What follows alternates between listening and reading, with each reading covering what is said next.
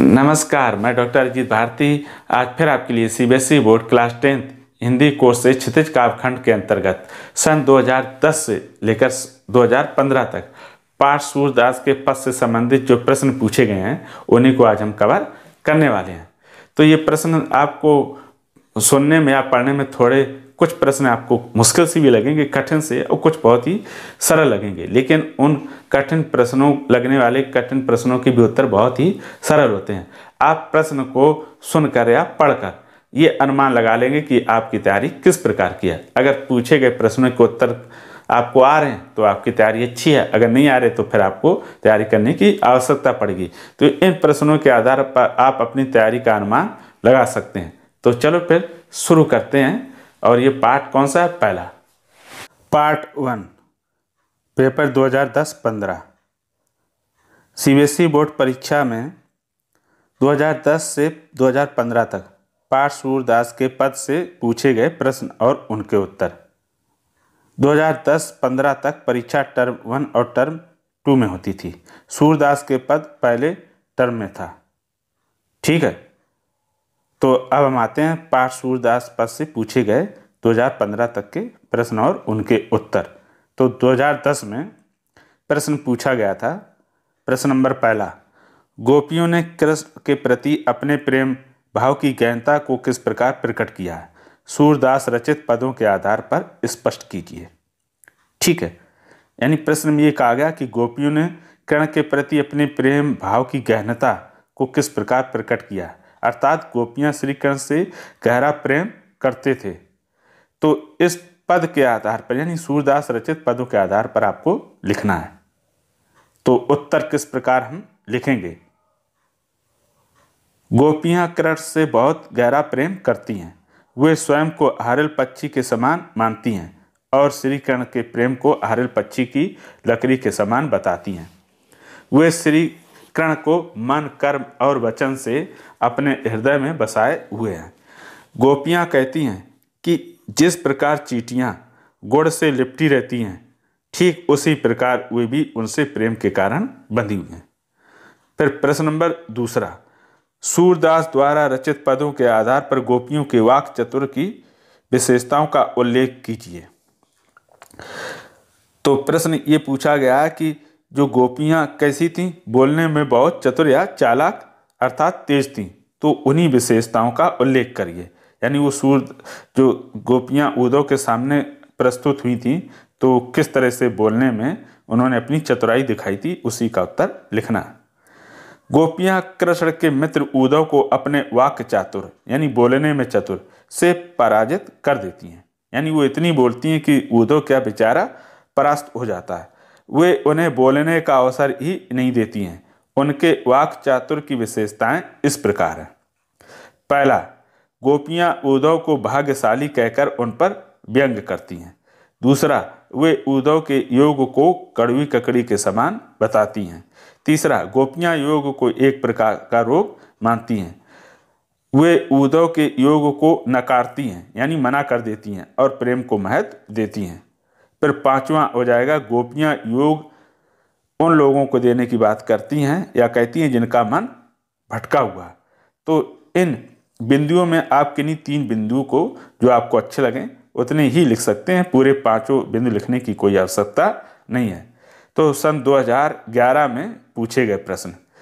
तो तीसरा प्रश्न हमने सीरियल से लिख दिए हैं, लेकिन वो अलग अलग सत्रों में पूछे गए हैं। उद्धव द्वारा दिए गए योग के संदेश ने गोपियों की विरह अग्नि में घी का काम कैसे किया? उत्तर, गोपियों को ऐसा विश्वास था कि श्री कृष्ण एक दिन उनसे मिलने ब्रज जरूर आएंगे। इसी आशा से वे विरह के दुख को सह रही थीं। लेकिन कृष्ण नहीं आते हैं। वे अपने बदले मित्र उद्धव को योग का संदेश देने के लिए भेज देते हैं, जिससे वे पहले से भी अधिक दुखी हो जाती हैं। जिस प्रकार घी को आग में डालने से आग और तेज हो जाती है, उसी प्रकार योग संदेश को सुनकर गोपियों का दुख बढ़ जाता है। ठीक है, कहने का अर्थ यह है, प्रश्न ये पूछा गया था कि गोपियां क्या थीं? श्री कृष्ण के अभाव में पहले से ही बहुत दुखी थीं, लेकिन जब उद्धव योग का संदेश सुना देते हैं तो उनका दुख और भी बदल जाता है। यानी उनका योग किसका काम करता है? घी का काम करता है। अब अगला प्रश्न, यानी 2011 में एक ही प्रश्न आया था सारे सेट में। 2012 में प्रश्न इस प्रकार से पूछा गया था, सुनत जोग लागत है ऐसो ज्यों करी ककरी, पंक्ति में गोपियों के कैसे मनोभाव दर्शाए गए हैं? उत्तर देखो क्या कहा गया, सुनत जोग लागत है ऐसो ज्यों करी ककरी, यानी इन पंक्तियों में गोपियों के कैसे मनोभाव को दर्शाया गया है, यानी उनके मन के भावों को। तो उत्तर इस प्रकार से लिखा जाएगा, गोपियां उद्धव से कहती हैं कि हमने कृष्ण को अपने हृदय में बसा लिया है, पूरे समय हम सब उन्हीं का नाम रटती रहती हैं, तुम्हारा ये योग संदेश कड़वी ककड़ी के समान लगता है, हमें कृष्ण के प्रेम से कोई भी शक्ति दूर नहीं कर सकती। प्रश्न नंबर 5, गोपियों ने किन किन उदाहरणों के माध्यम से उद्धव को उलाहने दिए हैं? यानी उलाहने का अर्थ है शिकायत करना। तो उत्तर इस प्रकार से हम लिखेंगे, गोपियां उद्धव को निम्नलिखित उदाहरणों से उलाहना देती हैं। पहला, आप तो बहुत ही बड़भागी यानी भाग्यशाली हैं। दूसरा, आपके योग के बारे में हम लोगों ने ना कभी सुना देखा और ना ही प्रयोग किया। तीसरा, ये योग तो एक भयंकर बीमारी के समान है। चौथा, आपकी दशा कमल के पत्ते और तेल से भीगी हुई गगरी के समान है। पांचवा, लगता है आपने कभी प्रेम रूपी नदी में डुबकी नहीं लगाई है। तो इनमें से हम कोई 3 बिंदु ही लिख देंगे, इतनी ही पर्याप्त हैं, पूरे 5 लिखने की आवश्यकता नहीं है, जो आपको सरल लगे लिख सकते हो। प्रश्न नंबर 6, फिर दूसरों को नीति की सीख देने वाले कृष्ण स्वयं अनीति का आचरण करने लगे, गोपियों ने ऐसा क्यों कहा है? देखो प्रश्न में ये कहा गया, यानी जो श्री कृष्ण थे वो लोगों को सीख देते थे, यानी शिक्षा देते थे अच्छा काम करने के लिए, लेकिन जो स्वयं दूसरों को अच्छा ज्ञान देते थे काम करने के लिए, तो वो स्वयं क्या अनीति का आचरण करने लगे। गोपियों ने ऐसा क्यों कहा? यानी गोपियां कहती जो दूसरों को अच्छी सीख देते थे अब वो खुद ही उल्टा करने लगे हैं, गोपियों ने ऐसा क्यों कहा है?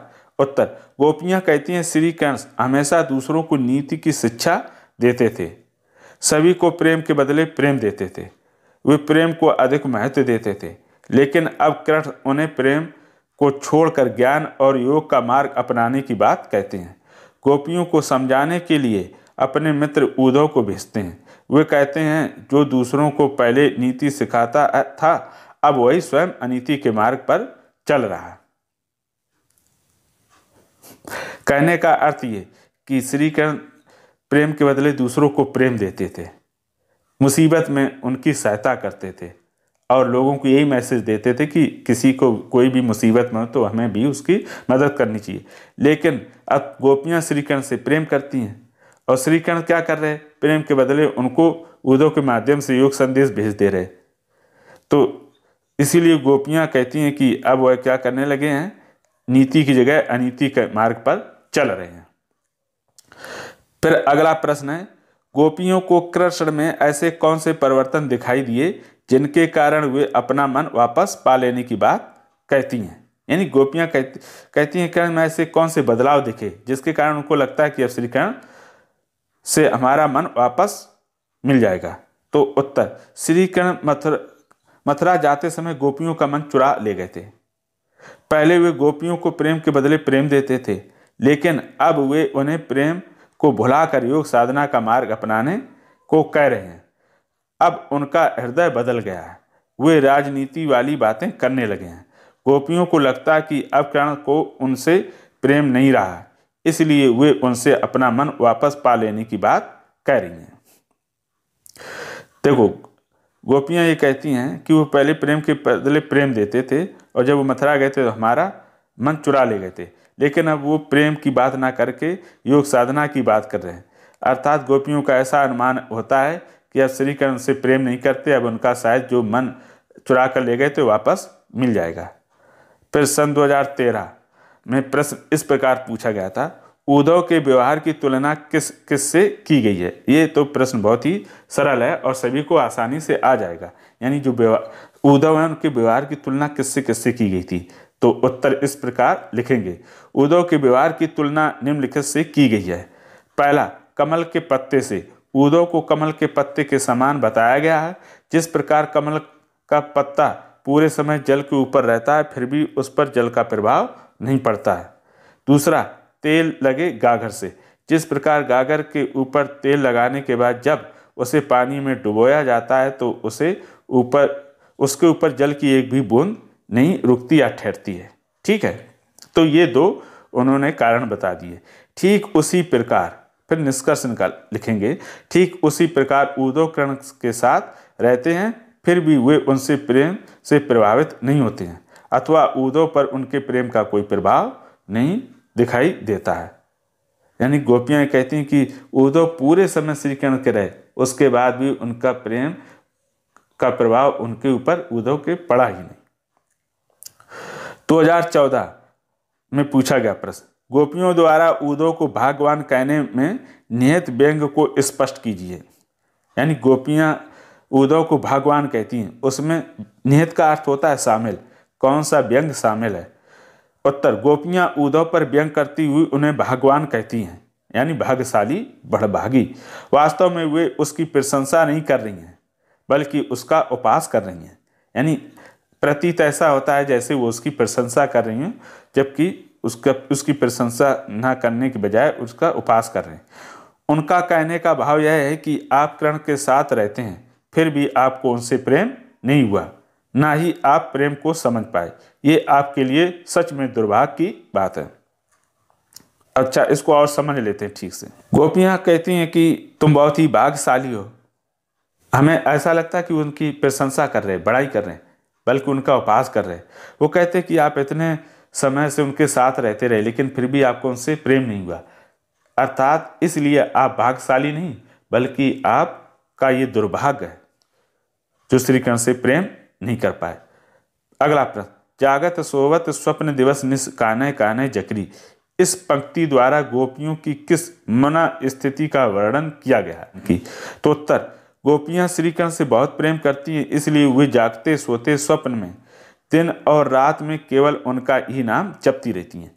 वे उन्हें पूरी तरह से अपने हृदय और मन में बसा चुकी हैं। उनको कृष्ण के बिना कुछ भी अच्छा नहीं लगता है। अगला प्रश्न, गोपियां योग संदेश को कैसे लोगों के लिए उपयुक्त मानती हैं? ये तो बहुत ही सरल है। यानी गोपियां योग का संदेश कैसे लोगों को देने की बात कहती हैं, इसका ये अर्थ होगा, गोपियां योग संदेश को ऐसे लोगों के लिए उपयुक्त मानती हैं जिनका मन एक स्थान पर नहीं रहता है, जिनका मन चंचल है, चक्री के समान इधर उधर घूमता रहता है। वो कहती हैं हमारा मन तो पहले से ही श्री कृष्ण के प्रेम में लगा हुआ है। अगला प्रश्न, सूरदास के पदों को पढ़कर आपको गोपियों की किस भावना की प्रतीति होती है और वे किसके प्रति अपना निश्चल प्रेम प्रकट करती हैं? ध्यान रखना, ये प्रकट नहीं, यहाँ पर प्रकट ही है। ये प्रतीति ये भी सही है, प्रकट ही होगा। इसका क्या अर्थ होता है आगे बताएंगे। उत्तर, सूरदास के पदों में गोपियां कृष्ण से अगाध प्रेम करती हैं, वे विराग्नि में जल रही हैं। सूरदास ने गोपियों के प्रेम को कई उपमानों से दर्शाया है। पदों में गोपियों के निस्वार्थ प्रेम की प्रतीति का चित्रण है। गोपियां कृष्ण के प्रति अपना निश्चल यानी धोखा रहित प्रेम प्रकट यानी प्रत्यक्ष करती हैं। समझ में आ गया? यानी सूरदास ने कहा कि गोपियां श्री कृष्ण से बहुत प्रेम करती हैं और उनसे दूर रहने के कारण क्या है, बहुत ही दुखी हैं। और उनके दुखों और प्रेम को सूरदास ने अलग अलग उदाहरण देकर समझाया है। फिर अगला प्रश्न, गोपियां उद्धव से ऐसा क्यों कहती हैं कि मन की मन ही मांझ रही? उनके मन में क्या बात है जिसे वे प्रकट करने में अब कोई फायदा नहीं समझती हैं? उत्तर, गोपियां उद्धव से कहती हैं कि मेरे मन में बहुत से प्रश्न हैं जिनके उत्तर केवल श्री कृष्ण ही दे सकते थे, लेकिन वे तो आए नहीं। हम अपने मन की बातें किसी दूसरे से कह नहीं सकती, क्योंकि किसी अन्य के सामने प्रकट करने से कोई फायदा नहीं है। अब आगे, गोपियाँ योग का संदेश किसे देने को कहती हैं? उनके मन में कौन रमा हुआ है? पद के आधार पर लिखिए। उत्तर, गोपियाँ उद्धव से कहती हैं कि योग संदेश उन लोगों को जाकर दे दो जिनका मन भटकता रहता है। हम सभी के हृदय में तो श्री कृष्ण बसे हुए हैं, हमारा मन उनके प्रेम में लगा हुआ है। योग की हमें कोई ज़रूरत नहीं है। सोते जागते और दिन रात सभी उनका ही नाम लेती रहती हैं। अगला प्रश्न, उद्धव के गुरु कौन थे? उन्होंने उन्हें कौन सा ग्रंथ पढ़ाया? तो आप सभी को पता होगा कि उनके गुरु कौन हो सकते हैं। उत्तर, पाठ सूरदास के पद के आधार पर उद्धव के गुरु श्री कृष्ण जी हैं। ठीक, उन्होंने ही उद्धव को ज्ञान के मार्ग पर चलने वाला ग्रंथ पढ़ाया। तो इस प्रकार ये पाठ पहला समाप्त हो गया। आशा करता हूँ कि ये प्रश्न और उत्तर आपको समझ में आए होंगे। हमें कमेंट करके अवश्य बताइएगा कि आपको इन प्रश्न उत्तर में कोई कठिनाई तो नहीं महसूस होती है। अगर होती है तो हमें से प्रश्न कीजिएगा और बताइएगा कि ये प्रश्न उत्तर आपको कैसे लगे। आज के लिए इतना ही, फिर मिलेंगे दूसरे भाग के साथ। तब तक के लिए धन्यवाद।